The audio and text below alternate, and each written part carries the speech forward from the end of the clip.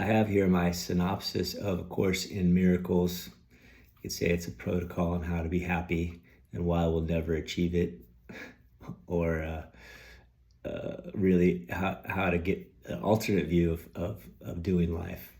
So an alternate title of this could be Giving Up What Never Works to Gain What You Never Lost. Something like that. So here's why you should listen to this next thing. It's probably going to be a long. I'm going to do multiple videos of this write-up. It started out as a post, and now it's quite a write-up. So my guess from listening to this overview or synopsis on the Course in Miracles and an alternate way to do life is it's going to make you feel better just by listening or reading to this, even if you don't understand it. So that's my hope anyway. A very short version is, if you find yourself, you will be happy. Your true self, your alternate self, your deeper self. There's another version of you anyway. Find that, and it gives you an alternate view of everything, really. Here's a longer synopsis, and I'm just going to read it. You can be sustainably happy, but not by pursuing it. Happiness ensues from within after seeing past all the ways you had thought would make you happy, and seeing the true source of happiness, abundance, and peace, which is Divinity Itself, God, which is already in the other person and in the other thing and in the world around you. When you can do that, happiness ensues. Happiness comes when you see through the layers of who you thought you were and what you thought you wanted, and see divinity has been here the whole time. See through the layers to divinity in the other and also in yourself. And once you can be aware of divinity, recognizing divinity within and without, then all is realized as well, even when the layers of perception tell you differently. Your layers are like, no, all is not well. You can see past that layer as well. Once you can successfully understand and accept forgiveness, happiness, perception, and sin, you will see the work is already done. So that's the synopsis. Here's the long version if you want to keep on going. And I'm just going to read this as well. I've been reading and practicing lessons from A Course in Miracles for years, and recently have been drawn to it again. The message is a beautiful one, and I believe we are all searching for. It's really how to be happy. Finding yourself is the only way to have sustainable happiness, so it seems. But before you can do that, you must first expand how you see the world and discover how you've been tricked. In this explanation, I will use ego and personality and identity interchangeably to mean the separate you that most people think that they are. This human event we call life is a many-layered thing. I've had many questions over the years. What's the point of it? Is happiness and fulfillment possible? Do we have a say in our existence, in our experience, in our happiness? How come humans tend to make such a mess of the world and so many end up suffering? Is sustained happiness even an achievable goal? Are we born as humans just to learn lessons and not be happy? I mean, questions can be endless. So it's easy to get lost in my little mind's thoughts and perceptions and believe it is the only reality. It's easy to fear danger and loss and spend my conscious energy trying to protect myself or achieve more with my life. That seems to be what I spend most of my life on. We tend to take a position and fight to the death over it. As a people, we take and fight for the strangest positions. I actually fight for ideas like, I'm not worthy of love, it'll never work, it's bad. Let me tell you all the reasons why it's bad. This is going to be hard, this is going to be painful, this is going to be miserable, it's so scary. On and on we go.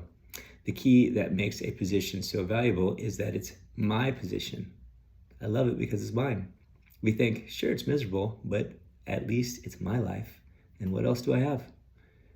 Being unaware of the mechanics of what is really happening, though, we would often rather be right about our position than be happy, because we are deluded in the idea of that rightness leads to happiness. Oh, that's a big one. So a Republican defends their idea against a Democrat, and vice versa. The Christian defends their idea against the Muslim and vice versa. The person without an agenda or an ideology defends their position against the dogmatist who has a right way and vice versa. I am right and you are wrong. Agree and we can be friends, aka conspirators. And disagree, we battle. The way out of this mess is to become aware that these positions mean nothing and there really is no mess. To speak on this topic, I've used some quotes from A Course in Miracles, all from the book's preface, which is a nice synopsis of the whole Course in Miracles. So this is really a synopsis of the synopsis. A Course in Miracles proposes two distinct thought systems and therefore two distinct worlds we can abide in, which is knowledge and perception. True knowledge is only accessed via the bridge of forgiveness and only by accessing the mind of God. Let's define forgiveness and the mind of God because those are two very distinct ideas. Forgiveness is not accepting what is bad and calling it good. Forgiveness is a correction in error, says the Course in Miracles. This error is believing my perceptions are the only truth. Instead, I could see through my distorted perception and become aware of divinity perfectly operating behind it. This is forgiveness. It is to look past our perceptions of pain and danger and guilt and separation and see the ever-present Christ in everyone, in everything, in myself, all of it, everything, everywhere. And forgiveness is not only looking past the perceptions of bad, but also my perceptions of good. These perceptions can make happiness into a distant promise to strive after, to get to someday kind of thing, not an ever-present reality. So the mind of God operates like a platform that all our little seemingly separate minds operate on.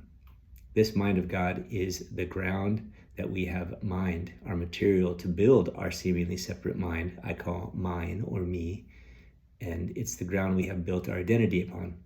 But the only separation that exists is our ego, our personality, or identity's insane declaration of specialness that insists that I am different from you, separate from you, thus creating a perceived reality.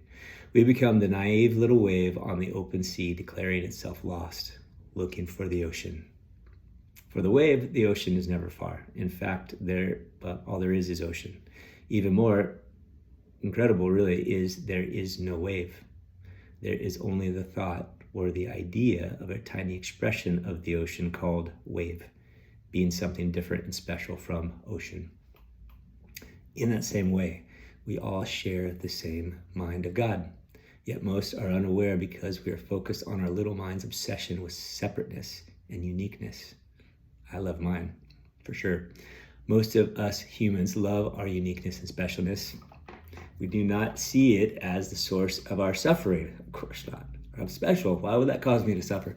This is missed because we don't live in the realm of knowledge. We live in the realm of perception.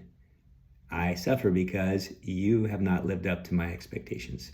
Sorry, that's the truth. Just kidding. We think we are our body. We think we have made our thoughts. And considering that you don't make your own thoughts is a mind bender. Trip you out for a while.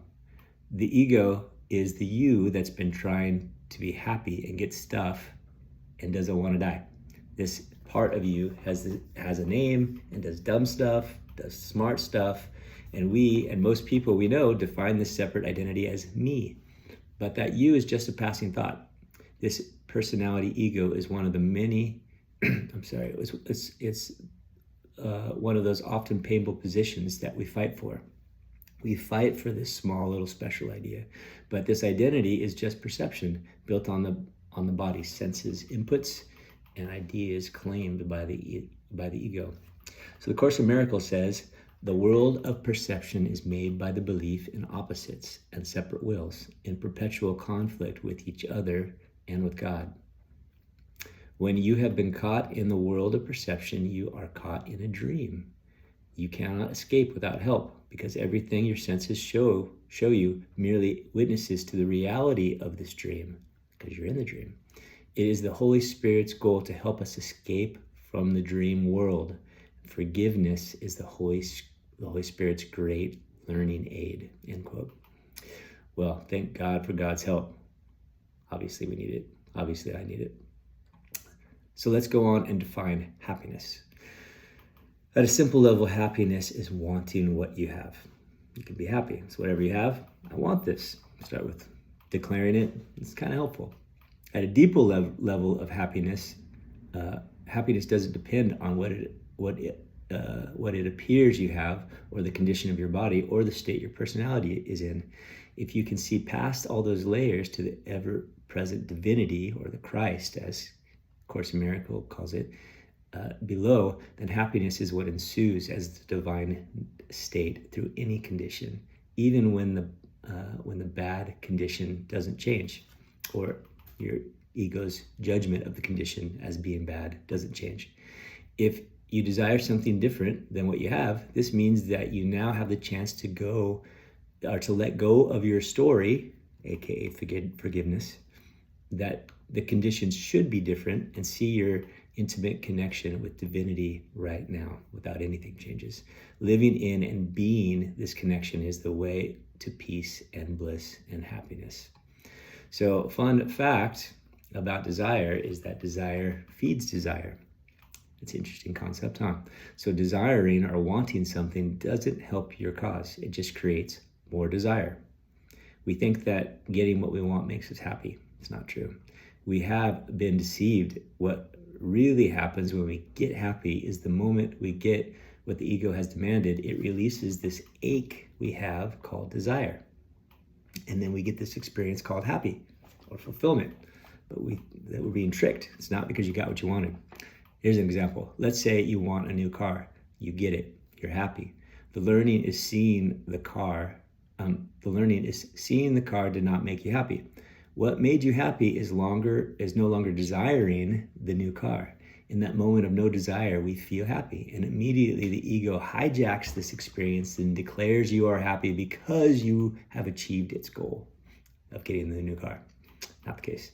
The truth is that our experience of happiness is from releasing the pursuit, not achieving the pursuit, which allows you to experience your ever-present self, divinity, the Christ within, this ever-present source of this fulfillment. This happy feeling cannot be attained because it has never been absent, just covering up with our perceptions and ideas of desire and wanting and lack. It's just been covered up. We can see this desire trap in cultures with excess time and resources where their desire pursuits have no limits. I live in Southern California. A stereotypical extreme example is a rich trust fund kid that has millions of dollars at their disposal, yet no fulfilling relationships with their parents. Again, stereotypical. This kid buys lots of stuff to try to find happiness, just like their parents do, but happiness is fleeting. You can imagine this kid. This drives them to buy more things and experiences to find happiness. But this only fuels their desire and makes it stronger and harder to give up. And the end of desire without limitation leaves one with lavish homes and possessions, living in complete misery and terror of not getting what they want or losing what they think they have. It's easy to judge that spoiled or rich kid, but it's the same thing when I entertain my reasonable desires, quote, reasonable, trading only my real peace and happiness in the present for desire's empty promise of happiness in the future. I want to start a new video on this, part 2.